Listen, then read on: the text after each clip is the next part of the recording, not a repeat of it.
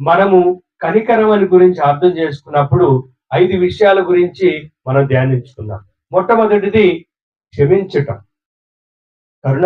కరుణ కలిగి జీవించడం అంటే మనము క్షమించాలి. రెండవది దయ చూపాలి. మూడవది సహనం కలిగి ఉండాలి. నాలుగవది అర్థం చేసుకోవాలి. ఐదవది ఇతరుల మీద తీర్పు తీర్చకుండా ఉండాలి. ఈ 5 విషయాల గురించి మనం ధ్యానించుకుందాం. మొట్టమొదటిది ప్రభు చెప్తూ ఉన్నాడు, నేను ఏ విధంగా అయితే తండ్రి దేవుడు ఏ విధంగా అయితే కరుణ కలిగి ఉన్నాడో మనము ఒకరి పట్ల ఒకరము కరుణ కలిగి ఉండాలి. ఈ కరుణ కలిగి ఉండాలంటే మనకి ఈ 5 విషయాల గురించి మొట్టమొదటిగా మనం ధ్యానించుకోవాలి. మొట్టమొదటిది క్షమించటం. ఇది అంత సులభం కాదు, చెప్పే అంత సులభం కాదు. కానీ ప్రభు చెప్తున్నాడు, ప్రియులారా, మనకు ద్రోహం చేసినటువంటి వారిని, మనకు కీడు తలపెట్టినటువంటి వారిని, మనల్ని బాధించినటువంటి వారిని, మనల్ని ఇబ్బంది పెట్టినటువంటి వారిని ఎవరైనా సరే ప్రభు చెప్తున్నాడు మనము క్షమించాలి. అందుకనే ప్రభు చూడండి, ఆయన పలికినటువంటి మొట్టమొదటి పలుకు, శిలువలో 7 ముఖ్యమైనటువంటి పలుకులు ఆయన పలికినటువంటి పలుకులలో మొట్టమొదటి పలుకు లూకా సువార్త 23వ అధ్యాయము 34వ వచనంలో, తండ్రి వీరేమి చేయుచున్నారో వీరెరుగరు, వీరిని క్షమించు. చూడండి, praise the Lord, praise the Lord. చూడండి, ఆ యేసయ్యను ఎంత అవమానించారు. క్రూరముగా ఆయనను కొరడా దెబ్బలకు అండగొట్టారు, ముళ్ళ కిరీటం పెట్టారు, ఈడిచే పొడిచారు. ఎంత హ్యూమిలియేట్ చేశారంటే మానసికంగా, శారీరకంగా ప్రభుని ఎంత అవమానించినప్పటికీ చివరి పలుకు, ఆయన శిలువలో పలుకినటువంటి మొట్టమొదటి పలుకు, ప్రియమైనటువంటి సహోదరులారా, తండ్రి వీరేమి చేస్తున్నారో వీరెరుగరు, వీరిని క్షమించండి. వాళ్ళకి ఏం తెలియదండి, వాళ్ళకి ఏం తెలియదు. ఆయన నిజమైనటువంటి దేవుడని తెలియదు, ఆయన మెస్సాయి అని తెలియదు. అందుకనే ప్రభు ప్రార్థన చేశాడు, తండ్రి వీరేమి చేస్తున్నారో వీరెరుగరు, వీరిని క్షమించవాలి. మరి అటువంటి హృదయాన్ని మనం కలిగి ఉన్నామా? క్షమాపణ అనేది మన క్రైస్తవుల నైజం. క్షమించడం అనేది మన యొక్క నైజం. క్రైస్తవుల్ని, కథోలికల్ని ఎక్కువగా ప్రపంచంలో ఎక్కువ మంది ప్రేమిస్తున్నారంటే, గౌరవిస్తున్నారంటే, అభిమానిస్తున్నారంటే దానికి ముఖ్యమైనటువంటి కారణం ఏమిటి? ఒక చెంపపై కొట్టితే రెండో చెంప చూపించమన్నాడు మన యేసయ్య. మరి మహాత్మా గాంధీ ఆయన స్వతంత్రాన్ని ఏ విధంగా తీసుకొచ్చాడు? మహాత్మా గాంధీ క్రీస్తు ప్రభు యొక్క ఆ యొక్క జీవితంలో క్రీస్తు ప్రభు యొక్క బైబిల్ చదివి ఆయన ప్రేరేపితుడై మన భారతదేశానికి స్వతంత్రాన్ని తీసుకొచ్చాడు. ఏ విధంగా? అంటే ఘనతోనా, కత్తితోనా? సహనము. అటువంటి అనేక మంది, Nelson Mandela, south Africa freedom తీసుకొచ్చినటువంటి నెల్సన్ మండేలా కూడా ఆయన జైల్లో పెట్టినటువంటి వారిని క్షమించాడు, ప్రార్థన చేశాడు. క్షమించిపోయినట్లయితే, ప్రార్థన చేయకపోయినట్లయితే వారికి నిజమైనటువంటి స్వతంత్రం రాలేదనేటువంటి ఆలోచన కలిగాడు. అందుకనే ప్రియమైనటువంటి సహోదరి సహోదరులారా, మనము మొట్టమొదటిగా మనం నేర్చుకోవాల్సింది క్షమించాలి. అందుకనే పునీత పౌలుడు ఎఫెసీయులకు రాసిన లేఖ 4వ అధ్యాయము 32వ వచనములో పౌలుడు ఈ విధంగా చెప్తున్నాడు, క్షమించడం ఎలా? దానికి బదులుగా పరస్పరము దయను, మృదుత్వమును మనము ఏ విధంగా క్షమించాలంటే, క్రీస్తు ద్వారా దేవుడు మేము క్షమించినట్లే ఒకరినొకరు క్షమించుకోండి. ఎఫెసీయులకు రాసిన లేఖ 4:32 క్రీస్తు ప్రభు ఏ విధంగా మనల్ని క్షమించారో మనం ఒకరికొకరము క్షమించుకోవాలి. మరి క్షమించుకుంటున్నావా? ఒకరికొకరు క్షమించుకుంటున్నావా? లేదు. దూషించుకోవటం, ఒకరి మీద ఒకరు పగ, ఒకరి మీద ఒకరు తిట్టుకోవటం. కానీ ఈరోజు మనం ఏ విధంగా మనము కూడా ఈ యొక్క సమాజానికి ఒక మార్పు తీసుకురావాలి. ఇది ఒక ఫ్యాషన్ అయిపోయింది.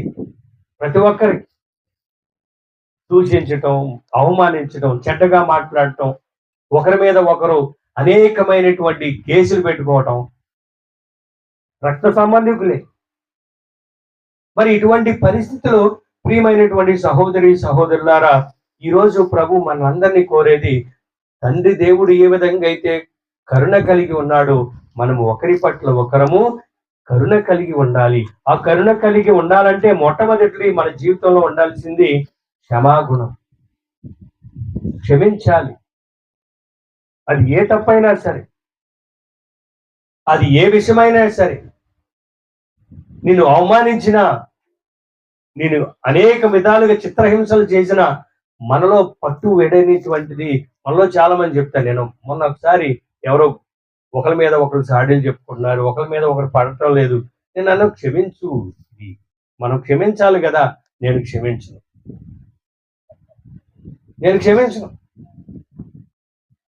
మరి ఏం చేస్తాను? నువ్వు చచ్చిపోతే మరి ప్రభు మనకి ఇచ్చేటువంటి ఆజ్ఞ అది, క్షమాపణ.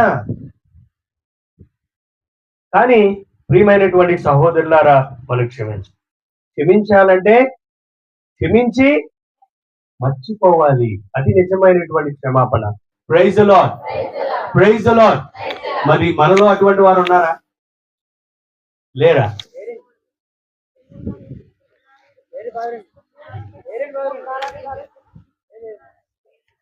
క్షమాపణ అనేది ప్రియమైనటువంటి సహోదరి సహోదరులారా, మనము ప్రతి వ్యక్తిలో ప్రత్యేకమైనటువంటి సమాధి తోట ఉంటుంది. ప్రతి వ్యక్తిలో ఒక సమాధి తోట ఉంటుంది. ఆ తోట, అందులో ప్రేమించేవారు, స్నేహితులు చేసే తప్పిదాల్ని, బాధించే మాటలను పాతి పెట్టాలి. ప్రతి ఒక్కరి హృదయంలో ఒక తోట ఉంటుంది. ఆ తోటలో మనం ఏం చేయాలి? మన భర్తలు కానివ్వండి, భార్యలు కానివ్వండి, పిల్లలు కానీ, తోటి వారు కానీ ఎవరైనా తప్పు చేస్తే దాన్ని ఏం చేయాలి? పాతి పెట్టాలి.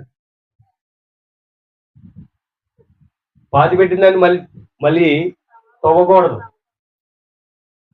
ప్రియమైనటువంటి సహోదరులారా, క్షమాగుణానికి చాలా ముఖ్యమైనటువంటిది క్రీస్తు ప్రభువే మనకి ఎందుకు ఇచ్చాడంటే ఆయనకి తెలుసు. మనము సహజంగా మానవులు, ఏదైనా తగ్గుతాము కానీ క్షమించడానికి తగ్గమని ఆయనకి తెలుసు. అందుకనే క్షమాపణ అనేది పరలోకం చేరుటకు ఉపయోగపడే ఒక వంతెన వంటిది. మనం పరలోక రాజ్యంలో చేరాలంటే మనము క్షమించాలి. అది ఒక వంతెన. మీ భర్త ఎటువంటి వారైనా సరే, మీ యొక్క స్నేహితులు ఎటువంటి వారైనా సరే, మీలో ఎటువంటి ఇబ్బందులు ఉన్నా సరే, మనము తప్పనిసరిగా ఏం చేయాలి? క్షమించాలి. Praise the Lord, praise the Lord. క్షమాపణలో 3 ముఖ్యమైనటువంటి విషయాలు మనం తెలుసుకోవాలి. మొట్టమొదటిది, ప్రియమైనటువంటి సహోదరులారా, మళ్ళీ మనము క్షమించుకోవాలి. మొట్టమొదటిగా నన్ను నేను క్షమించుకోవాలి. రెండవది, ఇతరులు క్షమించమని అడగాలి. కోడలు కానీ, అత్త కానీ ఇది నేర్చుకోవాలి. నువ్వు తప్పు చేయకపోవచ్చు. కోడలు అనుకోండి, నేనేం తప్పు చేశాను? నువ్వు తప్పు చేయకపోవచ్చు, కానీ పెద్ద మనసుతో నువ్వు క్షమించమని అడగాలి. మూడవది, క్షమించాలి. మొట్టమొదటిది ఏంటి? మనల్ని మనము క్షమించుకోవాలి. రెండవది, ఇతరులు క్షమించమని అడగాలి. మూడవది మనం క్షమించాలి. మళ్ళీ మనం ఏ విధంగా క్షమించుకోవాలంటే చూడండి ప్రియమైనటువంటి సహోదరులారా, ఈ రోజుల్లో ఎంతో మంది తాము క్షమించలేకపోతున్నారు. చేసిన తప్పులను బట్టి నేను జీవించడం వృధా అని మనస్తాపపడి జీవితాలను నాశనం చేసుకుంటున్నారు చాలా మంది, ముఖ్యంగా యువతి యువకులు. ఏదో తల్లిదండ్రులు వారి యొక్క భవిష్యత్తు కోసం ఏదో రెండు మాటలు అన్న దానికి వాళ్ళు దుఃఖించి ఆత్మహత్యలు చేసుకుంటున్నారు ఈరోజు. వారిని క్షమించలేకపోతున్నారు ఈరోజు. సో మొట్టమొదటిగా ప్రియమైనటువంటి సహోదరులారా, మళ్ళీ మనము క్షమించుకోవాలి. చూడండి పేతురు గారు, యూదా ఇస్కారియోతు, రెండు శిష్యుల గురించి మనం ధ్యానిస్తే తప్పనిసరిగా మళ్ళీ మనం ఏ విధంగా క్షమించుకోగలమో తెలుస్తుంది. ఇద్దరు శిష్యులే, దేవుని చేత ప్రత్యేకంగా ఎన్నుకోబడినటువంటి శిష్యులే. వారిలో ఉన్నటువంటి ఆ యొక్క గుణం చూడండి. పేతురు గారు ప్రభుని 3 సార్లు ముమ్మారు ఆయన ఎవరో నాకు తెలియదు అన్నాడు. 3 సార్లు, ఒకసారి కాదు. చూడండి లూకాసు వార్త 22వ అధ్యాయము 57వ వచనంలో, కానీ అతడు అమ్మా నేను అతన్ని ఎరుగను. ఆయన ఎవరో నాకు తెలియదు ఒకసారి. రెండోసారి నువ్వు ఆయనలో ఒకడు కాదన్నప్పుడు అబ్బబ్బబ్బబ్బబ్బబ్బే అబ్బబ్బబ్బబ్బ నాకు తెలియదు ఆయన గురించి నాకు తెలియదు అని 3 సార్లు బొంకాడు. చూడండి ప్రియమైనటువంటి సహోదరులారా, అటువంటి పేతురు గారు, అదేవిధంగా యూదా ఇస్కారియోతు కూడా ప్రభుని యూదులకు అప్పచెప్పాడు. మత్తయి సువార్త 27వ అధ్యాయం 3వ వచనంలో, మత్తయి సువార్త 27వ అధ్యాయం 3వ వచనం, గురుద్రోహియగు యూదా యేసునకు శిక్ష విధించాలి. అది గురుద్రోహియగు యూదా ప్రభుని యూదులకు అప్పగించాడు. ఇద్దరు తప్పులు చేశారు. ఒకరేంటో నాకు తెలీదు బొంకాడు, ఒకరేంటో ముద్దు వల్ల ఒక ముద్దు పెట్టి ప్రభుని అప్పచెప్పాడు. ఇద్దరు చేసిందే తప్పే, క్షమించరానటువంటి తప్పు. కానీ ఇక్కడ మనం నేర్చుకోవాల్సింది వారిద్దరిలో పేతురు గారి యొక్క మనస్తాపం. ఆయన ఆయన ఆయన క్షమించుకున్నాడు. చూడండి పేతురు ఏ విధంగా క్షమించుకున్నాడంటే, లూకాసు వార్త 22వ అధ్యాయము 48వ వచనములో, యేసు వానితో, మత్తయి సువార్త 26వ అధ్యాయము 75వ వచనం, మత్తయి సువార్త 26వ అధ్యాయము 75వ వచనం, కోడి కూయక మునిపే నీవు 3 సార్లు నన్ను ఎరుగునందువు అని యేసు చెప్పినటువంటి మాటను నమ్మి అది నెప్పికి తెచ్చుకుని వెలుపలకు వెళ్ళి వెక్కి వెక్కి ఏడ్చాను. Praise the Lord, praise the Lord. అది నిజమైనటువంటి తనను తాను క్షమించుకున్నాడు. తను చేసినటువంటి తప్పుని తెలుసుకుని యేసయ్య నిజమైనటువంటి దేవుడు, కరుణామయుడు, దయామయుడు, ప్రేమమయుడు, నన్ను క్షమిస్తాడు అనేటువంటి తనలో తాను అటువంటి గట్టి దృఢమైనటువంటి నమ్మకం, విశ్వాసం ఆయనలో ఉంది కాబట్టి తనను తాను క్షమించుకున్నాడు. కానీ గురుద్యోగి అయినటువంటి యూదా ఇస్కారియోతు ఏం చేశాడంటే చూడండి 35వ అధ్యాయము, మత్తయి సువార్త 27వ అధ్యాయం 3వ వచనం, గురుద్యోగి యూదా శిక్ష విధింపబడుట చూసి పశ్చాత్తాపం పొంది ఆ 30 వెండి నాణ్యములను తెచ్చి నేను నిర్దోషి రక్తమును అప్పగించి పాపము కట్టుకుంటుని అని చెప్పి తర్వాత వెళ్ళి ఏం చేశాడండి? ఉరి వేసుకున్నాడు. పట్టణము వెలువలుపున వెళ్ళి ఉరి వేసుకున్నాడు. చూడండి, ఒకరేంటో క్షమించుకున్నాడు, మరొకరు ఉరేసుకున్నాడు. అంటే తనను క్షమించలేకపోయినాడు. తద్వారా ప్రియమైనటువంటి సహోదరులారా, ప్రతి ఒక్కరూ మనం తెలుసుకోవాల్సింది మనల్ని మనము క్షమించుకోవాలి. అది చాలా ముఖ్యమైనటువంటి.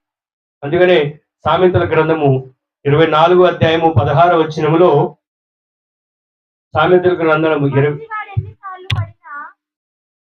నీతిమంతుడు కూడా రోజుకి 7 పర్యాయములు పడిపోతాడు. కనుక ముందు నిన్ను నీవు క్షమించుకోవాలి. ఆ తర్వాత ఇతరులను క్షమించే వ్యక్తిగా నీవు తయారవుతావు.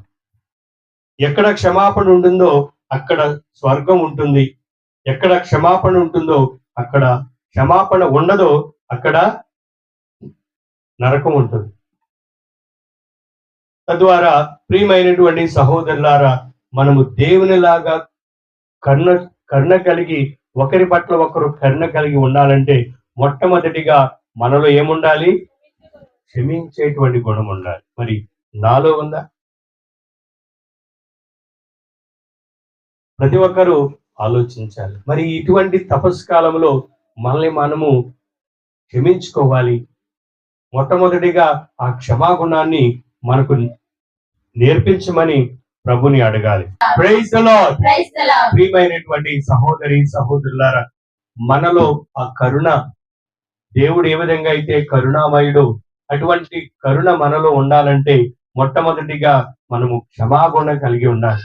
ఈ క్షమాగుణంలో మొట్టమొదటి మనం చేయవలసింది మనల్ని మనము క్షమించుకోవాలి. రెండవది క్షమించమని అడగాలి. ఇది తప్పు లేదు.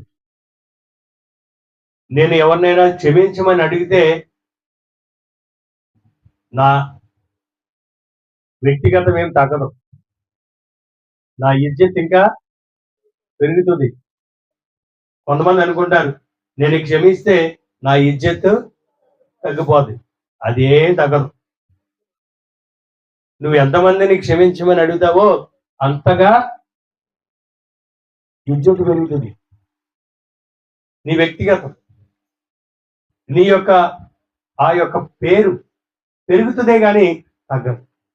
అందుకనే మనం తప్పు చేసినా తప్పు చేయకపోయినా మనం అలవాటు చేసుకోవాలి, మనము క్షమించమని అడగాలి. అదే మనం చేయవలసింది. ఇతరులను క్షమించలేని వాడు, ఇతరులను క్షమించని అడగలేని వారి జీవితం చెదలు పట్టినటువంటి చెట్టు వంటిదని చెప్తూ ఉన్నారు. మనం ఇతరుల్ని క్షమించమని అడగపోతే మనకు చెదల పట్టినటువంటి చెట్టు వంటి వాడు. మన గృహాలన్నిటిలో, ఈ ఇల్లులో ఈ కిటికీలు, తలుపులు ఏమవుతుంది? చెద పడుతుంది. చెద పట్టి ఏమవుతుంది? లోన తినేది. అదేవిధంగా మనం ఇతరులను క్షమించమని అడగపోతే మనలో కూడా ఆ చెదలాగా మనల్ని మనము క్షీణించుకుంటాం. ఒకేసారి క్షమించమని అడుగు, ఎంత సంతోషం. చాలా సంఘటనలు జరిగాయి. తల్లిదండ్రులు, బిడ్డలు కొన్ని సంవత్సరాలు మాట్లాడుకోరు. కొన్ని సంవత్సరాలు. అదే ఒక్క క్షణంలో ఎవరైనా సరే తగ్గి నన్ను క్షమించమని అడిగితే ఎంత సంతోషం ఉంటారండి. ఆ ఆనందం, ఆ సంతోషం పట్టరానేటువంటిది. మరి అటువంటి ఆనందం, సంతోషం మనలో కలగాలంటే మనం చిన్నవాళ్ళమైనా పెద్దవాళ్ళమైనా సరే మళ్ళీ మనము క్షమించమని అడగాలి. నేర్చుకోండి. క్షమించమని అడగాలి. దేవుడు మనల్ని దీవిస్తాడు. ఇంకా ఆరోగ్యంగా ఉంటాం. మనం ఎవరైతే క్షమించమని అడగమో చెదల పట్టినటువంటి చెట్టు వాళ్ళని చెదల పట్టి మన హృదయాల్లో చెదల పట్టి మనమే నాశనమై, మనం చేసినటువంటి తప్పు ఏమనుకుంటా, ఏముందలే, చిన్నదే కదా. మరి ఇతర వాళ్ళు చేసినటువంటి తప్పులు పెద్ద పర్వతం లాగా ఉంటుంది. మరి దాని గురించి మనం అర్థం చేసుకోవాలి. ప్రతి మనిషి తాను చేసిన తప్పులను బీరువాలో బాండు పత్రాల వల్ల దాచుకుంటూ ఇతరుల తప్పులను మాత్రం ప్రచార పత్రంలో వీధుల్లో పంచుతాం. నేను చేసినటువంటి తప్పుల్ని ఏం చేస్తాం మనం? బాండ్ పేపర్ లాగా ఈ బీరువాలో దాచుకుంటాం. మరి ఇతరులు తప్పు చేసినటువంటి తప్పుల్ని ప్రచార పత్రాలు ఉంటాయి కదా, ఇంటింటికి పంచి పెడతారు. ఇది సహజంగా అందరూ చేసేది. తద్వారా ప్రియమైనటువంటి సహోదరులారా, ఐఎమ్ నాట్ పర్ఫెక్ట్, నేను నీతిమంతుడిని కాదు, నేను అనేకమైనటువంటి తప్పులు చేసినటువంటి వాడిని. కనుక మనము ఇతరులు క్షమించమని అడగాలి. చివరిగా ఇతరుల్ని మనము క్షమించాలి. తప్పనిసరిగా క్షమించాలి. అడిగినప్పుడు క్షమించడం కాదు. తప్పు చేసినటువంటి కుమారుడు తండ్రి అడగకుండానే క్షమించాడు. మనసులో అనుకున్నాడు, నా తండ్రి చాలా దయామయుడు, కరుణామయుడు, నా తండ్రి సమక్షంలో అనేకమైనటువంటి సేవకులు ఉన్నారు, నేను వెళ్ళి తండ్రి నేను నీకు ద్రోహం చేశాను అని చెప్దామని అనుకున్నాడు. కానీ చెప్పక మునిపే తండ్రి ఏం చేశాడు? క్షమించాడు. అదేవిధంగా అడగకుండానే క్షమించటం, అడిగినప్పుడు క్షమించటం కాదు, అడగకుండానే మనము క్షమించాలి. ఇది తప్పనిసరిగా ప్రియమైనటువంటి సహోదరులారా మనం తెలుసుకోవాలి. విమర్శ అనేది పెంపుడు పావురం వంటిది. అది ఎన్ని చోట్ల తిరిగి తిరిగి చివరికి మన గూటికే వస్తుంది. అందుకనే ఎవరిని మనము విమర్శించొద్దు. నువ్వు ఎవరి మీద అయితే విమర్శలు తర్వాత ఈ పత్రాలు పంచుతావో తిరిగి ఎక్కడికి వస్తే మన దగ్గరికే వస్తాయి. మరి అది కొంచెం ధ్యానించి మనం క్షమించడానికి ప్రయత్నిద్దాం. Praise the lord.